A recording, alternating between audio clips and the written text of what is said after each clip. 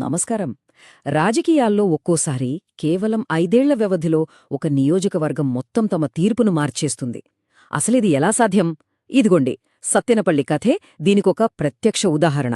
అక్కడ ఓటర్ల తీర్పు ఎందుకంతలా మారిపోయింది? ఈ అనూహ్యమైన మార్పు వెనుక ఉన్న కారణాలేంటి? అది మనకు ఏం పాఠాలు నేర్పుతోంది? రండి, లోతుగా విశ్లేషిద్దాం. సరే, ఈ విశ్లేషణను మనం 4 భాగాలుగా చూద్దాం. ముందుగా అసలు సత్తెనపల్లి నియోజకవర్గమేంటి, దాని స్వరూపమేంటి, ఆ తర్వాత 2024 తీర్పులో వచ్చిన ఆ భూకంపం లాంటి మార్పుని పరిశీలిద్దాం. మరి ఆ మార్పుకసలు కారణాలేంటో తవ్వితీద్దాం. చివరగా ఇది భవిష్యత్ రాజకీయాలకు ఏం దారి చూపిస్తుందో చర్చిద్దాం. సరే, మొదలుపెడదాం. మొదటి భాగం నియోజకవర్గ ప్రొఫైల్. అసలు ఈ సత్తెనపల్లి ఎక్కడుంది? దాని ప్రత్యేకతలేంటి? మనమిప్పుడు ఆంధ్రప్రదేశ్లోని పల్నాడు జిల్లా గుండెకాయ లాంటి ప్రాంతానికి వెళ్తున్నాం. చూడడానికి ఇదొక వ్యవసాయ ఆధారిత ప్రాంతమే, కానీ ఇక్కడి ప్రజలు కేవలం రైతులే కాదు, రాజకీయంగా ఎంతో చైతన్యమున్నవాళ్లు. వాళ్ల తీర్పు ఒక్కోసారి రాష్ట్ర రాజకీయాల గాలివాటాన్ని కూడా మార్చేయగలదు. అంత శక్తివంతమైనది. ఇక్కడ రాజకీయాలు అర్థం కావాలంటే సామాజిక సమీకరణాలు చూడాల్సిందే. ఈ నియోజకవర్గంలో కాపు సామాజిక వర్గం చాలా బలంగా ఉంది. వాళ్ల జనాభానే ఎక్కువ. వాళ్ల ఓట్లు ఎటుపడితే గెలుపు గుర్రం అటే పరిగెడుతుంది. అంత సింపుల్. వాళ్ల మద్దతు లేకుండా గెలవడమంటే దాదాపు అసాధ్యమనే చెప్పాలి.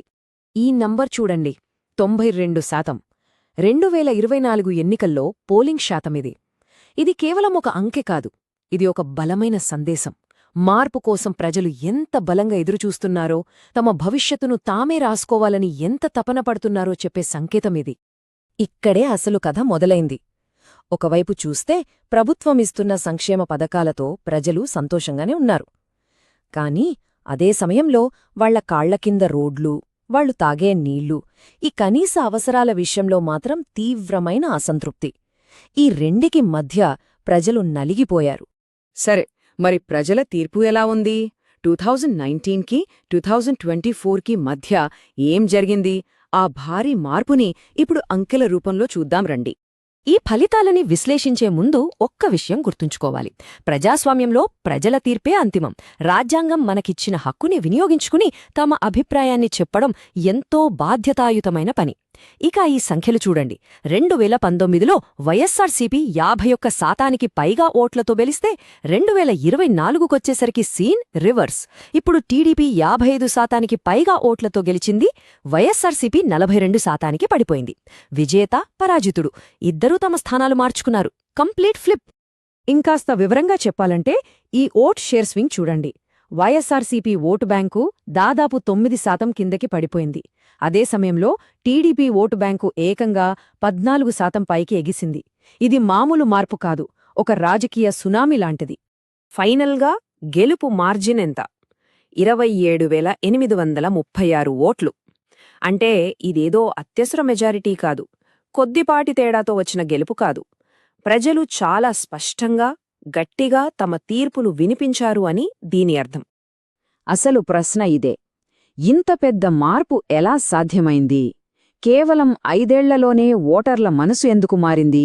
ఈ తీర్పు వెనుక ఉన్న అసలు కారణాలేంటో ఇప్పుడు లోతుగా చూద్దాం. చూడండి, ఏ ఎన్నికల ఫలితానికైనా చాలా కారణాలుంటాయి. కానీ సత్తెనపల్లి విషయంలో ప్రధానంగా 5 అంశాలు కనిపిస్తున్నాయి. అభివృద్ధి లేదనే వ్యతిరేకత, కాపు సామాజిక వర్గం ఏకమవ్వడం, బలమైన ప్రతిపక్ష కూటమి, సహజంగా ఉండే ప్రభుత్వ వ్యతిరేకత, ఇంకా అభ్యర్థి వ్యక్తిగత ఇమేజ్. వీటన్నింటిలో అత్యంత ముఖ్యమైన 3 సిగ్నల్స్ని ఇప్పుడు ఒక్కొక్కటిగా విశ్లేషిద్దాం. మొదటి అతి పెద్ద కారణం అభివృద్ధి విషయంలో ప్రజల నిరాశ. పేపర్ మీద సంక్షేమ పథకాలున్నాయి, డబ్బులు అకౌంట్లో పడుతున్నాయి, అంతా బానే ఉంది. కాని రోజూ కళ్లముందు కనిపించేదేంటి? గుంతల రోడ్లు, తాగడానికి నీళ్లు లేని పరిస్థితి, మొదలుపెట్టి వదిలేసిన పనులు. ఈ రోజువారీ సమస్యలు సంక్షేమం ఇచ్చిన సంతోషాన్ని మింగేశాయి. ఇక రెండో సిగ్నల్ కాపు సామాజిక వర్గం సమీకరణ. ఇంతకుముందు చెప్పుకున్నట్టు ఈ నియోజకవర్గంలో వాళ్లే డిసైడింగ్ ఫ్యాక్టర్. ఈసారి వాళ్ల ఓట్లన్నీ దాదాపుగా ఏకపక్షంగా టీడీపీ కూటమి వైపు మళ్లాయి. దాంతో వైఎస్సార్సీపీ సంప్రదాయ ఓటు బ్యాంకుకు గట్టి దెబ్బ తగిలింది. ఇది ఆటను మార్చేసిన కీలకమైన మలుపు. మూడోది ఒక బలమైన ప్రత్యామ్నాయం కనిపించడం. టీడీపీ జనసేన, బీజేపీ కూటమి. ఇది కేవలం పార్టీల కలయికలా కాకుండా ప్రజలకు ఒక నమ్మకమైన ఆప్షన్గా కనిపించింది. వాళ్ల దగ్గర అనుభవజ్ఞుడైన అభ్యర్థి ఉన్నారు, అభివృద్ధి చేస్తామనే స్పష్టమైన ప్లానుంది. ప్రభుత్వంతో విసిగిపోయిన ఓటర్లకు ఇదిగోండి మా దగ్గర సమాధానం ఉంది అని చెప్పగలిగారు.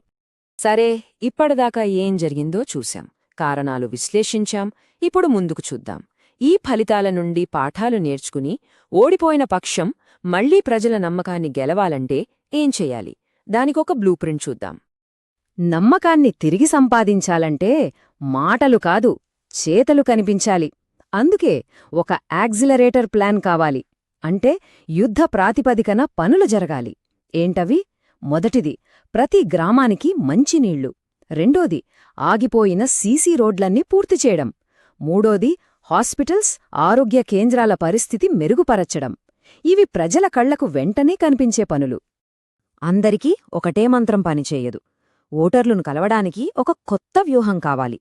యువత దగ్గరికి వెళ్తే ఉద్యోగమేళాలు, స్కిల్ డెవలప్మెంట్ గురించి మాట్లాడాలి. మహిళలతో మాట్లాడితే స్వయం సహాయక బృందాలకు ఆర్థిక అవకాశాల గురించి చెప్పాలి. ఎస్సీ ఎస్టీ వర్గాల దగ్గరికి వెళ్లి వాళ్ల స్థానిక సమస్యలేంటో విని అక్కడికక్కడే పరిష్కరించాలి. ఇక కాపు, ఓబీసీ వర్గాల్లో గౌరవం ఉన్న నాయకులతో మాట్లాడి మళ్లీ నమ్మకాన్ని నిర్మించుకోవాలి. ఈ వ్యూహాలన్నీ అమలు చేసేటప్పుడు ఒక నాయకుడికి ప్రజల పట్ల గౌరవం, వాళ్ల ఆత్మగౌరవాన్ని కాపాడాలనే తపన చాలా ముఖ్యం. దాన్ని మనం చతుర్ముఖ సిద్ధాంతం అనొచ్చు. అంటే 4 ముఖాల వ్యూహం. శివుడిలా ప్రత్యర్థి తప్పుడు వాగ్దానాలపై దాడి చెయ్యాలి.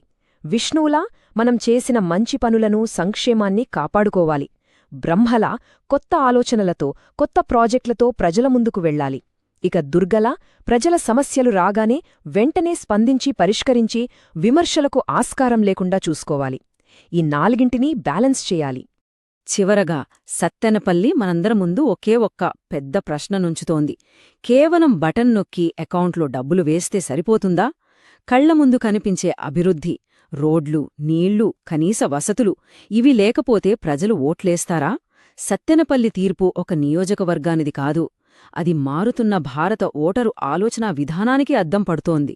దీని గురించి ప్రతి రాజకీయ పార్టీ లోతుగా ఆలోచించాల్సిన సమయం ఇది. If you want to become a people-centric leader and uplift your constituency, get in touch with blueprintstrategies.ai at mgr@blueprintstrategies.ai or call 080-4204-1602. Purpose Beyond Politics.